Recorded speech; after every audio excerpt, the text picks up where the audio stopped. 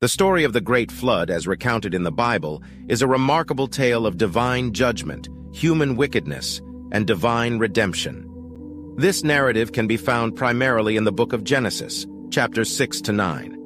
Let us delve into the details of this epic event that forever changed the course of human history. In the early days of humanity, after the creation of Adam and Eve, the earth became populated with their descendants. However, over time, the wickedness and corruption on the earth increased exponentially. The thoughts and intentions of people's hearts were consistently evil, and this pervasive wickedness grieved God to the core. Witnessing the depths of human depravity, God decided to bring judgment upon the earth. Amidst this bleak landscape, there was one righteous man named Noah. Noah found favor in the eyes of God as he walked with God faithfully and lived a righteous life. God spoke to Noah, revealing his intention to bring a flood upon the earth to destroy all living beings due to the extent of their wickedness. God commanded Noah to build an enormous ark, providing him with specific dimensions and detailed instructions on how to construct it. Noah, being a faithful servant, diligently obeyed God's instructions and commenced the monumental task of building the ark.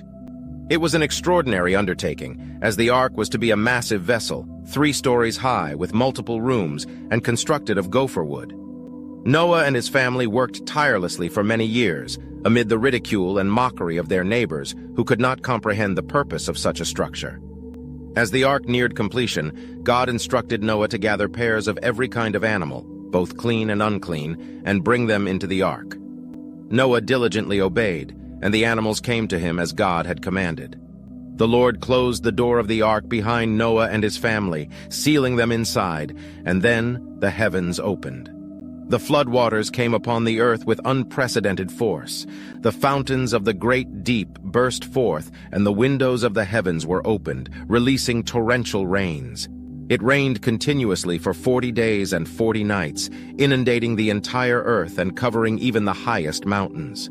For months, the ark floated upon the surface of the water, while the floodwaters ravaged the earth. The destruction was absolute, wiping away all traces of human and animal life outside of the ark. Only Noah, his family, and the creatures within the ark were spared from the wrath of God. After the floodwaters receded, God remembered Noah and caused a wind to pass over the earth, drying up the land. Noah, eagerly awaiting a sign that the earth was safe once again, sent out a dove to search for dry ground. The dove returned to the ark, unable to find a resting place. A week later, Noah released the dove once more, and it returned with an olive leaf in its beak, indicating that the waters had significantly subsided. Finally, after another week, Noah released the dove again, and this time it did not return, signaling that the earth was dry. Upon receiving this confirmation, God commanded Noah and his family, along with all the animals, to leave the ark. As they disembarked, they were greeted by a transformed world, a world washed clean by the waters of the flood. Overwhelmed with gratitude and awe for God's deliverance, Noah built an altar and offered sacrifices to God, expressing his thankfulness and worship. God, pleased with Noah's obedience, devotion, and sacrifice, made a covenant with him and his descendants. He promised never to destroy the earth by a flood again. As a sign of this covenant, God set his rainbow in the clouds, serving as a reminder of his faithfulness and continuing promise. Noah and his family, filled with a sense of awe and responsibility, embarked on a new chapter in human history. They emerged as the survivors, the remnant chosen by God to repopulate the earth and rebuild civilization. Noah's 3 sons, Shem, Ham, and Japheth, became the ancestors of different nations and peoples that would spread across the earth. As they settled into their new lives, Noah and his family faced the daunting task of rebuilding and repopulating the earth. They had to cultivate the land, establish communities, and fulfill God's command to be fruitful and multiply. Through their faith and obedience, they became the foundation of a new era of humanity. The story of the Great Flood serves as a powerful symbol of God's judgment on evil and his provision of salvation for the righteous. It foreshadows the concept of baptism, wherein water represents both judgment and purification. Just as the floodwaters cleansed the earth, baptism represents a spiritual cleansing and newness of life for those who place their faith in God. Furthermore, the story of the Great Flood has resonated across cultures and religions throughout history.